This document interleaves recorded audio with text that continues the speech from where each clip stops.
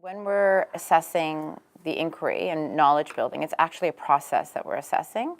And typically, in the past, you've probably been used to assessing a product that meets a group of expectations. And so it's a bit complicated, right? Because we've got to balance them both out, right? Mm-hmm. And if you look at the 4 stages of the inquiry process, which I think are in here, we need to think about how are we assessing what they're able to do as they move through that process. In this design that we're doing now, finding reliable sources is an integral piece to what they're doing. How are you assessing the students on their ability to do that? Well, that's where you have your checklist. So they should be able to check through where the sources are coming from, why it's reliable. So the reading checklist would work for that. Yeah. And I've done some co-creating with them about what makes a reliable source. So then we've actually come up with that checklist together as a class. And then that's what I've been assessing them on as they go. How did it go yesterday with the day in the library? Did you see that some groups were able to make some good progress? And yeah. They're all at different places. Some kids were working on their surveys, and some students were working on looking at all of their global examples and trying to choose some as a group to put into their design, or looking at their statistics. I think the different times that we do them, we maybe focus on a different part of the process. So in the beginning, we focus heavily on questioning because it's so important. So that might be, even though we have the gathering or organizing of information and the analyzing, the communicating, we may only focus on the questioning part for that inquiry.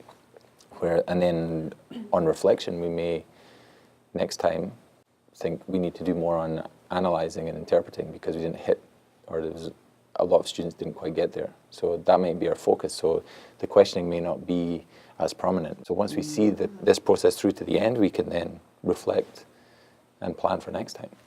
I thought it was a good push for a couple of those students that were behind to see, screens full with graphs and examples and the rich discussion. It kind of pulled them up. There was one group that really put a lot of work into that 2 periods. They got along a lot better than before.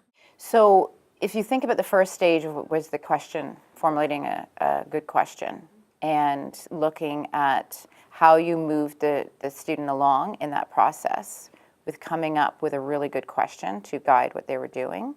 That was assessment for learning, right?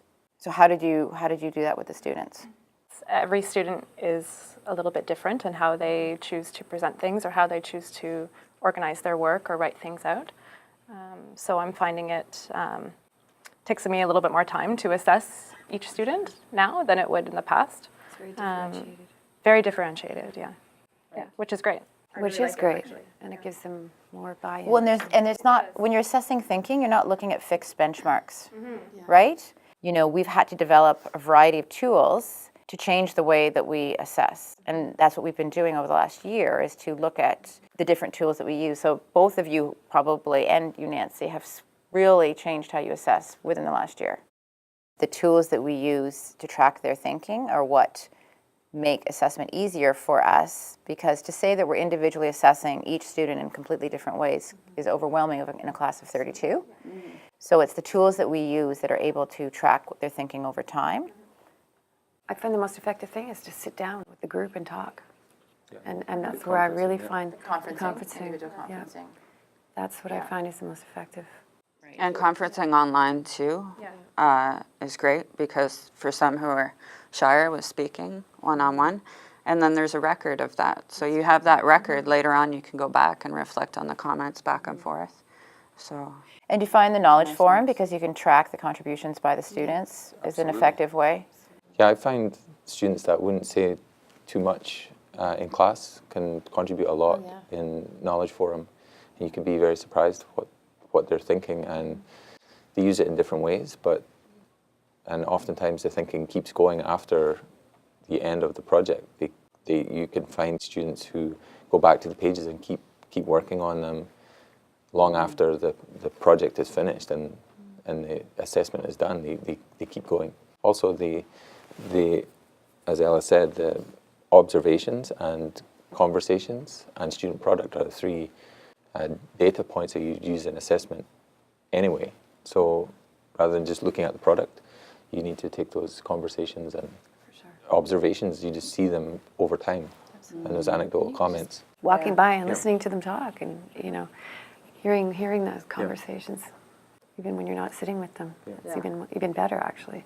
You can't always be there at every single moment, but to have video footage, or they can do their own little videos, and then you can track their conversations, because sometimes they don't say the same things in front of us as they would sitting in their own group. So if they just have an audio feed going, you can go back and check some of their contributions that way too. So you asked your students what kind of feedback works for them?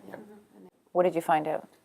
It was a mixture between oral feedback and written feedback, but most of the written feedback is online, and using Google Docs or their wiki or knowledge forum. But some of them like the written and others oral feedback.